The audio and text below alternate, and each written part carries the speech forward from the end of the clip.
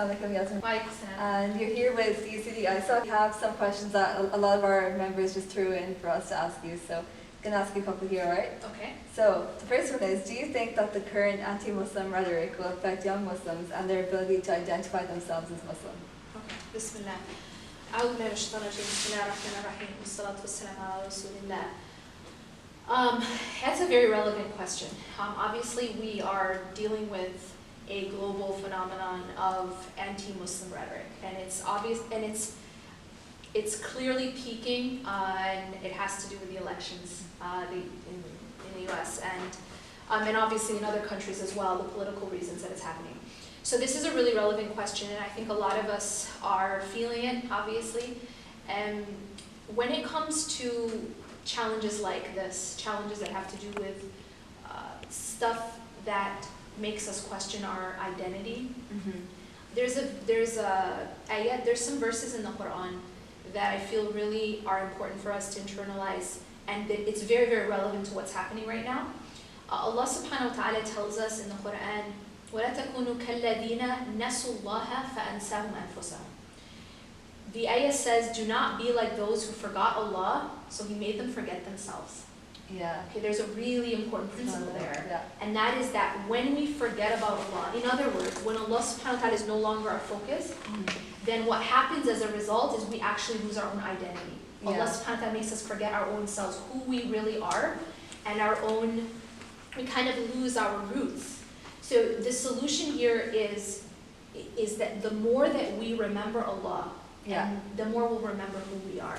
Yeah. So I think the best advice that I can give is not to become hopeless, not to despair, and to remember who we really are. Yeah. You know, and not to ever feel the need to apologize for who we are. That's something a lot of people are very, doing. very important. Yeah, we've become very apologetic. And it's natural, because when someone's constantly attacking you and constantly telling you, imagine if you every single day you hear someone telling you that you're bad, that you're violent, that you're this, you're going to start to believe it. Yeah. You're going to start to, even if it's just a little bit, you're going to start to internalize their words.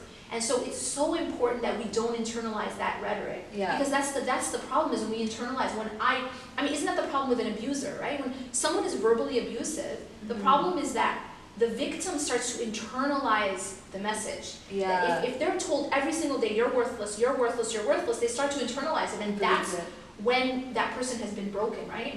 So you've broken that person when you make them believe what you're telling them about themselves. The solution for us as Muslims is that we should never internalize this rhetoric that tells us that we're these things, and when we don't internalize it, we don't feel the need to be defensive. Yeah. See, if I haven't internalized whatever it is that you're saying, the narrative that you've created about me, then I don't feel like I need to be defensive. But how can we do that? And the answer is, the more that we can remember Allah, in other words, remember who we really are as an Islamic identity, then the less we need to feel the need to defend ourselves or apologize, essentially. Yeah. And once we stop apologizing for who we are, then we can start to be proactive and positive, and we can actually contribute. We can actually contribute.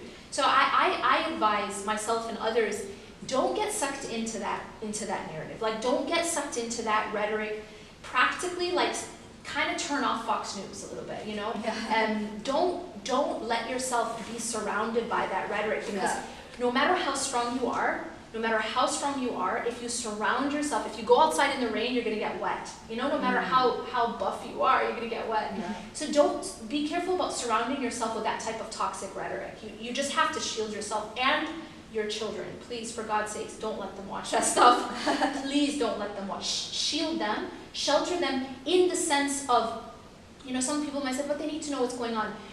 They can know what's going on, but it's our role as parents to build our children up and build a pride in their identity. Believe me, if you expose them to that toxic rhetoric, they will lose that sense of strength and that pride in who they are. Okay, that's very thoughtful. Next one we have there is, what are your thoughts on young people and social media? Like, do you feel it's a positive thing, negative thing? Like, what are your thoughts on that? So social media is one of these things that you would call a tool, okay? Just like any tool. Yeah. If you think about a hammer, for example, a hammer can be used to build a house, or it can be used to break someone's head, you know, it can Yeah. crack someone's skull. Any tool can either be used for a lot of good or it can be used for a lot of harm. And social media, or internet for that matter, is like that, where it's a tool, depending on how we use it, it can either build or it can destroy. So social media is one of those things that I really believe it has a lot of potential to build us up. It has the potential to create connections. It has the potential to create influence and affect a lot of people in a positive way, but of course it also has the other potential. So what we need to do is learn how to use it for the good, and of course some practical ways to do that. Number one is I always advise people to be conscious of their newsfeed, all right? Yeah. What do I mean by that? Essentially, whatever you ingest, so think about food for a second, okay?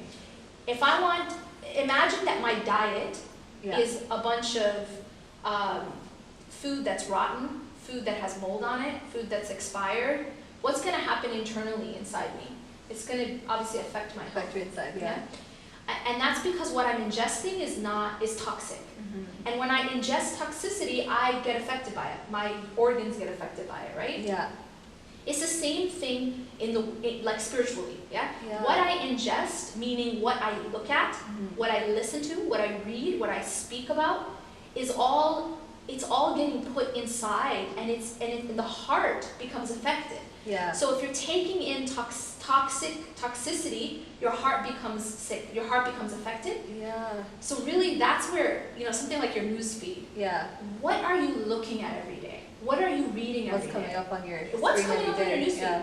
And what's really people don't realize is they have control over that. That's what people don't realize. Like one thing I've done is it's taken years, but my newsfeed is awesome. I love my newsfeed. Yeah. Because my newsfeed is posts from other people that are, to me, organic, healthy. It's like eating a nice, organic, healthy, raw, all that kind of good stuff diet. Yeah. Because of the way that I've sort of designed my newsfeed, so that I go to it and it inspires me. Yeah. I don't go to it and then it cuts me down. So many people's newsfeed are either a lot of selfies. Okay, that's great. That's something we all have different this angles of generation. selfies, what people are eating, and a bunch of negative news. Yeah. So if your entire exposure is if you surround yourself with negativity, it affects you. It actually affects your state, and it affects how you see the world. It shapes how you view things. So if everything on your newsfeed is this person got attacked, and then this person said this about Islam, and then Trump did this, and that's it, you're actually going to start to view the world as pretty dark. Yeah. And it's a skewed image, actually, because the world isn't all dark. Yeah. The world isn't all dark. Actually, there's a lot of light. There's a lot of beauty in the world, but you're not exposing yourself to it, and so it creates a skewed reality. Yeah. Does it make sense? That makes sense. So just kind of because you have to understand, you're going to Facebook every single day. Yeah. For numerous times a day. Yeah. So this is a big part. And it's the same thing with Instagram. Yeah. Instagram is the same thing. Twitter. Just be conscious of what you're eating. You know what I'm saying? Be conscious of what you're ingesting, whether it's, whatever social media it is, whether it's Instagram or it's Twitter or it's Facebook, because then that changes the way you feel and then the way you see the world. So whatever we choose to see is what we see, basically. Yeah, well, what you expose yourself to affects who you become and how you see the world. That's very dentist then. Yeah, so thank you very much for those few questions there. Thank you very much. You're welcome. Jazakallah khair. Assalamu alaikum. Wa alaikum assalam.